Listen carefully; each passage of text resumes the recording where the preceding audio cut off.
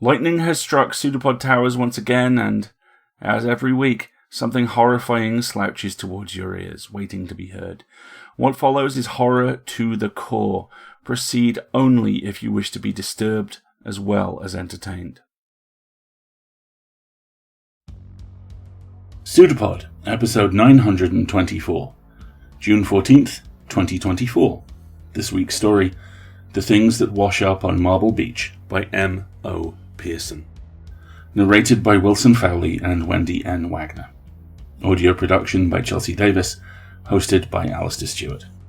Hey everyone, welcome to PseudoPod, the weekly horror podcast. This week's story, The Things That Wash Up on Marble Beach, by M.O. Pearson.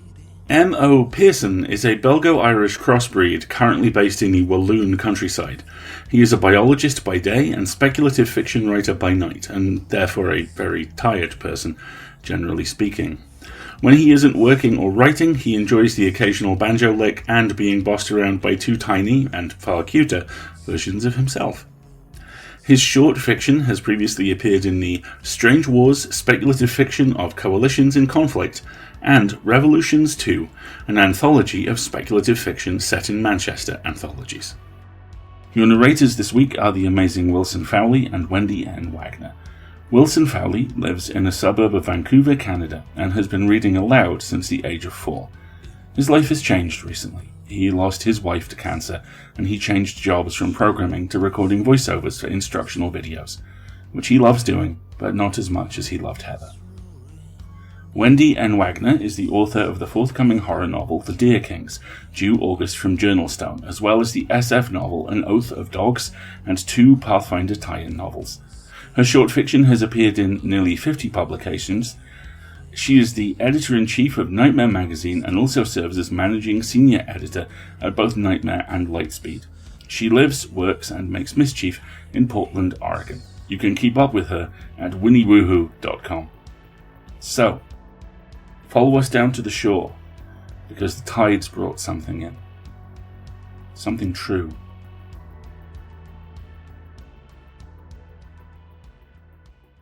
The Things That Wash Up on Marble Beach. Narrated by Wilson Fowley and Wendy N. Wagner. The phone's ring echoes through the beach house, the 5th time today. I grit my teeth and grab the infernal machine, ready to send my daughter to voicemail again. Cassie won't like that, but she has enough to worry about with the pregnancy and whatnot. She doesn't need to hear the rasp in my voice, the pauses I have to take to catch my breath. I all but hear her shrill reprimands. It's been months, Dad. Either make an appointment, or I'll do it for you. The name lighting up on the screen isn't Cassandra's, however. I blink at the bright screen, Department of Fisheries, and answer with a grunt. Roy's voice carries over the line. Hey, Elias, you there? I am, Roy. What can I do you for? A report just came in. Mid-sized marine mammal or fish washed up near your place. You available to take a look?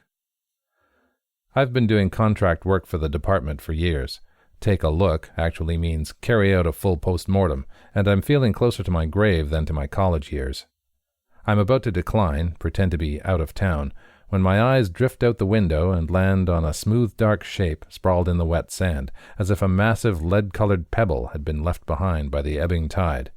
Couldn't be more than 70 yards away. Something stirs inside me, a spark of excitement.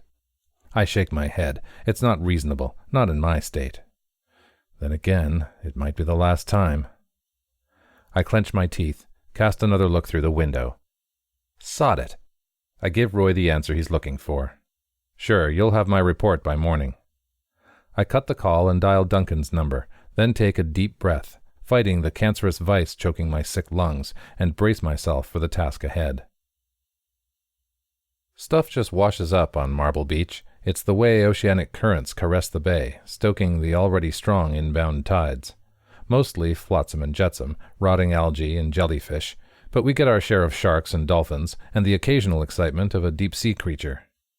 I pant and wheeze my way across the beach, the thrill of finding out what the sea has brought in pushing my pace beyond what's sensible.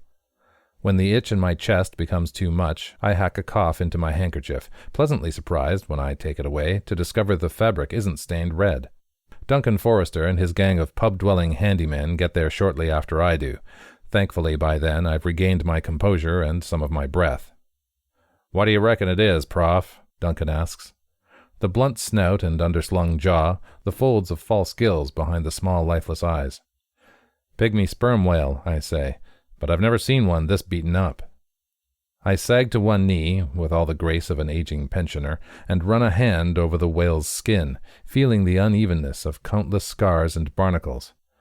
"Looks like it's lived well beyond its natural lifespan." "Takes one to know one," one of the men mutters, raising a few chuckles. I might have laughed a few months ago, but I don't laugh now. "What about those?" Duncan points at the whale's underside, at what seem to be lemon-sized pimples breaking through its hide. At first, I think they might be impacted barnacles, forced deep into the creature's flesh when the poor thing thrashed on the beach, trying to make it back to sea, but they're too smooth. What in God's name? I lean forward to get a closer look. Some sort of parasite? The spiny, leathery skin, the radial symmetry. Could they? I fix my glasses and squint, my face just a couple of inches away, and realize they are. I'll be damned, they're echinoderms. Duncan frowns. "A starfish family," I say, assuming it's the jargon that tripped him up rather than my overexcited tone. "Based on the body plan, I'd say they're ophiuroids, brittle stars." I shake my head and add, speaking to myself more than I am to Duncan, "Parasitic echinoderms. It's unheard of." "Don't starfish have legs?" They do. I pull the whale's skin back near one of the lesions and show him where the 5 legs sink into the pink flesh. They're inside the whale. The parasites probably use them as hooks. In my peripheral vision, I notice one of Duncan's men flinching. Another one lets out a loud, "Ugh." "It's not all dolphins and seahorses out there, boys," I say, gesturing to the great blue sea, but a hint of nausea tickles my throat, and I'm quick to drop the teasing smile. I've seen my share of nasty critters over the years, goblin sharks and hagfish and moray eels with teeth like broken glass and mouths full of bacteria, but I don't think I ever encountered something quite like this. "Is it normal?" Duncan asks as he helps me back to my feet. Wrinkles streak his nose. I brush the sand off my corduroys as I ponder the question, and I realize I have no answer to it. "Let's find out," I say finally. "Be good lads and get this fella up to my lab, will you?" I turn around and walk back to the beach house, taking it slower this time. It's going to be a long evening. I lower the mechanical dissection table to ground level, ready my tray with clamps, sampling tools, all manner of blades, and slip into my lab coat, making sure my trusty recorder is in the pocket. My phone beeps with a text message. "Hey Dad, it's your daughter, Cassandra. Remember me? Either you're ignoring my calls or your phone has fallen into the ocean, in which case I hope you didn't fall in with it. Just wanted to let you know about the scan. Still 10 fingers, 10 toes, everything where it should be. Baby's doing great." Outside on the beach, Duncan and his men shout and curse. I text back. "Sorry, I'm at a conference in Vancouver, last-minute thing. Glad to hear all well with the little one. What about soon-to-be mummy?" "I'm okay, I guess, apart from the fact that I look like a whale." I picture the creature that's on its way to my dissection table and shake my head. "I'm sure you're glowing, darling." "Yep, like a bioluminescent sea cucumber. How's that nasty cough, by the way? All better?" I bite my lip as I type. "Just a touch of bronchitis, according to the doc. Nearly gone." "Glad to hear/read that. Gotta go, baby's kicking my bladder. Enjoy the conference in Vancouver. Give me a call when you get back. XX." Will do. I type XX, then erase it before sending the text into the ether. I pocket my phone just in time to hold the door for Duncan's crew. Huffing and puffing, the handymen push and pull the small whale's 800 pounds into the lab, its slender tail sticking out from the tarp and dragging along the floor, leaving a moist, sandy trail on the tiles. They place it on its side over the lowered table and hold it in place as I raise the workbench. Duncan wipes sweat from his face. His cheeks are flushed a healthy pink. "Anything else we can help with, Prof?" "Thank you, Duncan, that'll be all." I hold the door for the men again. "If you don't mind, I have to get started on our friend here. He won't stay fresh forever." I wait for the men to leave, then start the recorder. August 26th, 2011. Time is 1745. This is Professor Elias Mortimer Locks, with a postmortem of a pygmy sperm whale washed up on Marble Beach earlier today, presumably at third tide. The whale shows no external signs of decay or scavenger activity, which places ETD less than 12 hours ago. I circle the table, scanning over the creature's desiccated skin through my thick lenses. Extensive epidermic scarring can be observed. However, cursory inspection reveals no signs of recent trauma that could explain death or stranding. I pause the recorder, take a beat to catch my breath. There are several specimens of unidentified Ophiuroidea attached to the whale's underbelly. I count, 5. These appear to be parasitic in nature. I pause, purse my lips, then allow myself to smile. Which is something I haven't heard of in my 42 years as a marine biologist. I put the recorder down beside the tray, slap a pair of latex gloves on. No traces of necrosis or bacteremia that could have led to sepsis. All the same, in the spirit of scientific thoroughness, I scrape some skin from around the lesions. Samples taken for confirmatory analysis. I grab the scalpel, slice a circle around each parasite, and carefully peel the skin and blubber back from the underlying muscle. The Ophiuroid's legs branch out into a multitude of smaller tendrils that snake their way in and out and across the corset of muscle, most disappearing deeper into the whale's thorax and abdomen. I cut away muscle, snap ribs, and coax the ribcage open. What in holy hell? The whale's innards look like they're covered in cobwebs. A meshwork of Ophiuroid tentacles connect every inch of tissue, wrapping vital organs in ochre threads. Something shifts along the glistening surfaces, the slightest of ripples coursing these sallow tendrils. The whale might be dead, yes, but the Ophiuroids are alive. I take a smaller blade and endeavor to extract one of the parasites from its host. At first, I try slicing through the branched legs, but they are too sinewy and strong. I end up having to use the bone cutter. It's laborious work that sets my lungs aflame, but after much effort, I succeed in separating one of the parasites from its host. I drop it into the empty aquarium beside the workbench and watch it sink to the bottom, the stumps of its branched legs flailing in slow motion. I return my attention to the whale's open thorax and nearly drop the forceps I'm holding. The ripples, barely noticeable so far, have spread through the network of Ophiuroid vines, the web of tendrils twitching and quivering, seemingly at random. Then the ripples synchronize and the mass pulsates as one, waves converging to the whale's heart, creating the illusion of a single, lonely heartbeat. I chuckle nervously, struck by how uncanny nature can be sometimes. Then it happens again. Metal digs into my palm as my grip tightens around the forceps. The aorta stiffens as blood is forced out of the heart's chambers.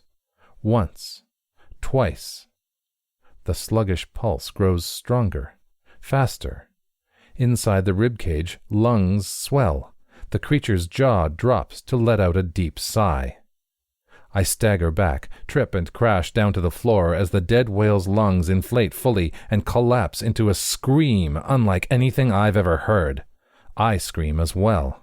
The whale jerks on the table, knocking over samples and dissecting tools as it convulses. Scalpels and pinning needles rain down on me. A cleaver lands on the tiles with a sharp metallic clatter, coming to a rest near my outstretched hand. I grab it, staggering to my feet, and lunge at the whale's head. The blade sinks through flesh, again and again and again. The whale's screams wane, fade to moans. I continue hacking at it well after it's gone silent.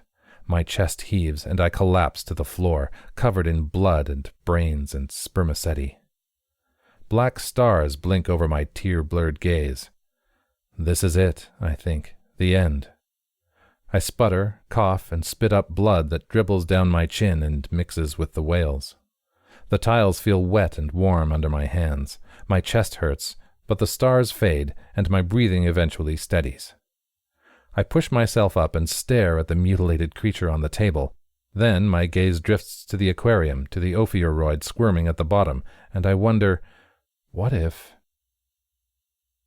I rewind the recorder and listen once again to my observations of past weeks.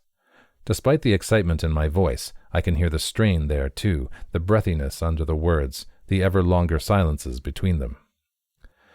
Date is September 20th. Where to start? Following my astounding discovery of late August, I extracted the 5 ophiuroids from the pygmy sperm whale.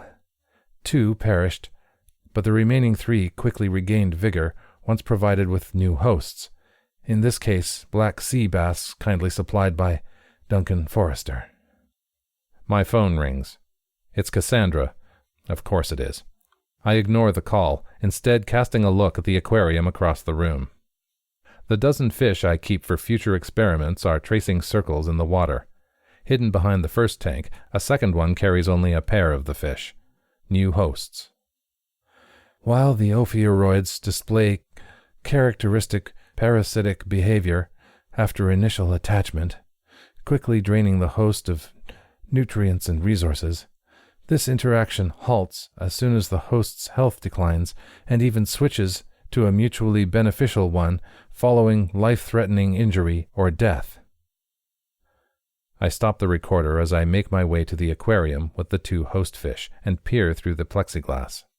The pair of decapitated fish swim around the tank. Ophiuroid bodies protrude from their sides. Pale tendrils show in the gaping wounds where fish heads should be, busy repairing damaged tissues and regenerating new structures, nursing their revived hosts back to health. I lean in closer and tap on the glass as one of the fish swims by. Among the mess of tendrils and fluffy white flesh, the brick-colored orb of a brand-new eye stares back at me. I fast-forward the tape, press record, and start speaking. A miracle. As a scientist, I can't help but feel fraudulent for using the term, but as far as I can tell, this is nothing short of one. A miracle of colossal potential. Harnessing this discovery, the ophiuroid's abilities, it could yield new therapies, regeneration to levels we've never even come close to. We could cure anything, everything. In essence, I weigh my words. I believe we could defeat death itself. I stop the recording and put the device back in my lab coat. The itch in my chest has grown stronger with every word. I cough into a mottled handkerchief, fresh red stains falling in among the brown. The feeling my lungs are made of sandpaper recedes. I straighten up, wipe the cold sweat beading on my forehead with my cuff. One last experiment. My phone rings and I jump. Cassandra again. I pick it up, put it back down. I'm compelled to sigh, but I have no breath to spare. Soon, Cassie. Soon. The chair creaks to the rhythm of my anxious rocking. I gaze through the open window at a horizon that barely seems to exist between the pewter sea and flint-colored sky. The curtains shiver as oceanic winds sweep into the room, carrying the songs of the sea. Beside me, on an end table scarred with mug rings, lies a nigh-empty glass of my favorite tawny port, and my letter to Cassandra. If things go according to plan, as I hope they will, she'll never have to read it. My chest is heavy, but there's no pain at the moment. I put a hand over my belly. Through the fabric of the lab coat, I feel the gibbous shapes of the creatures that are now working into me, threading their tissues into mine. Are they to thank for the momentary respite? My other hand tightens around the revolver's grip. I was never a godly man, but I pray now. For my theories to be true, to live to see another day, to hug my daughter again, to kiss the grandchild I was not destined to meet. I chew my lip and, for what must be the 100th time, check that the recorder's still in my lab coat's pocket. Then, I place the gun's muzzle against my chest, just above my heart, and wrap both hands around the handle, fingers intertwined. My thumb slips through the guard, finds the trigger. The world roars in my ears, the song of the sea again, rising to a scream. Cold is the first thing I register, a chill so deep it feels like my bones are made of ice. I smell brine and rotting algae, hear the rumble of the surf breaking on the shore, feel the ground press into my chest with every breath I take. Through a fog of needles, my brain conjures 3 successive thoughts. I feel. I'm alive. It worked. It's all too hazy for me to remember what it is just now. Opening my eyes, I recognize the blurry outlines of Marble Beach, the house jutting from the dunes a little way farther. Waves of numbness and nausea rip through me. I roll over, every muscle stiff and aching. My hands, sallow from the cold, red splotched with sand rash, slip between the lapels of my soaked and rotted lab coat and find the bulging masses of my parasitic saviors. Memories spark to life. The whale, the necropsy, a heart impossibly beating, the experiments on the fish, and then chapped lips stretch into a smile as I remember what it is. I don't know if the cancer is gone, if the opioids really fixed me, but I'm alive for now. I think of Cassandra and the baby, think of the magnitude of my discovery, what me being here, alive and breathing on this beach, what that really means. There will be time to marvel later. I need to get to the house, need to talk to Cassandra, to burn the letter. I need a warm blanket and a cup of tea. Something in my pocket digs into my thigh as I squirm back onto my belly. The recorder. It's ruined, but no matter, I remember it all now. A furtive sense of doubt filters through my throbbing migraine. Is that true? Have all the memories come back? I start pulling myself across the beach. Déjà vu nags at me, swelling and filling me with vertigo before drowning me in fresh memories. I've done this before. Many times. Sometimes during the day, other times at night. My breathing quickens. I don't understand. I even made it to the beach house once. Splinters from the door stabbing me as I scratched my way inside. That can't be right. I wouldn't be on the beach now if I'd made it home. I draw my hands out of the sand and peer through overgrown nails. Pierced deep into the pulp of my fingers, I see them, wooden needles. Pain shoots through my abdomen, lightning in my guts. I curl up. The opioids squirm under my hands as I try to quench the pain. What's happening? Pressure builds. Several somethings shift inside me, slithering under muscle and skin. One of the opioids' branched legs tears free. Blood and pus spurt between my fingers. Cries travel up my throat, only to erupt mutely from my mouth. 2 more legs burst from my side, creeping out from under my clothes, tendrils spreading over the sand. They begin dragging me back across the beach in synchronized spasms. No! The freezing tide licks my feet, my legs, my chest. I try to fight, to keep my head above water, but my body is no longer mine to control. I find my voice and scream, "No!" Salt water fills my mouth and my lungs. More memories breach the surface, only to sink into oblivion with me. Cassandra tosses and turns in bed. It's one of those nights. Little Elias stirs in his crib, then settles again. Cassandra gets up and walks out, leaving her husband and child to sleep undisturbed. Downstairs, she sits at the desk, unlocks the drawer, and pulls out a craft envelope. Inside, there's a sheet of paper, dog-eared and crimped, stiff from having been soaked, and then dried again. It was on the ground by the rocking chair, Duncan had told her. The door was open when I got there, and there were puddles everywhere, but the prof, he was nowhere to be found. I'm sorry, Miss Cassandra. I'm so sorry. I just don't understand what happened. Neither did Cassandra.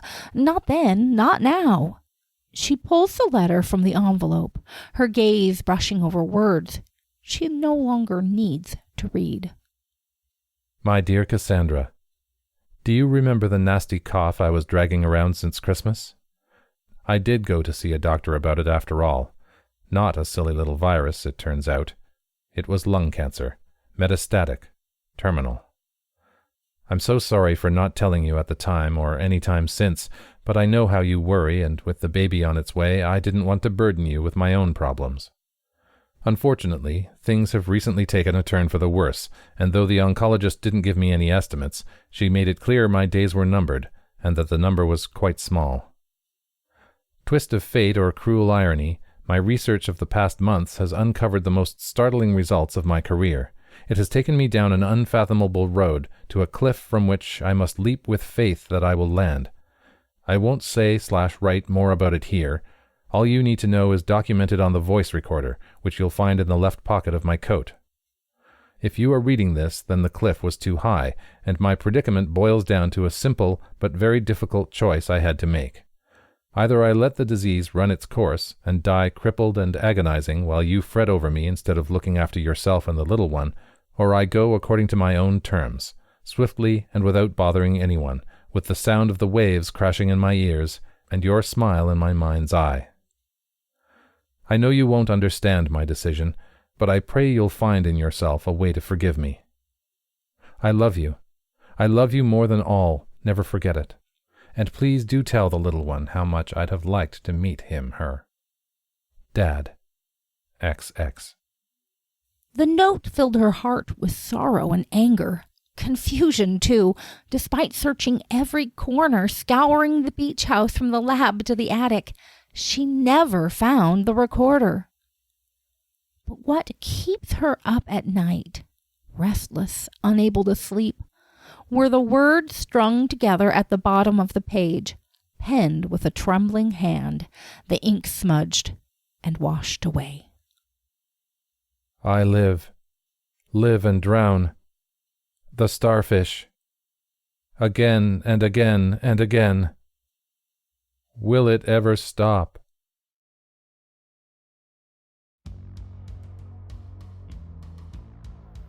Oh, this one rings me like a bell. Not just because I used to live on the shore, in fact, in a place which was technically all shore, but because of the way the inevitability of the tide and the impossibility of the ocean is in the story's DNA. That's inevitability first, because there is a triple-headed metaphor there, if you care to see it. The constancy of life embodied in the tide, the sense of the tide inexorably going out on the hapless protagonist, and what happens when he realizes he has no choice but to follow it, out and back and out.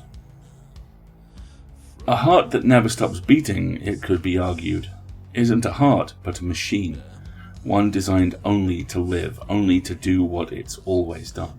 And that leads to a surprise fourth metaphor too, the continual attempts to escape the ocean, the continual failures. There has to be more than survival, and that is a lesson that our hero learns entirely too late. And that brings us to the impossibility. This is from the website of the National Oceanic and Atmospheric Administration.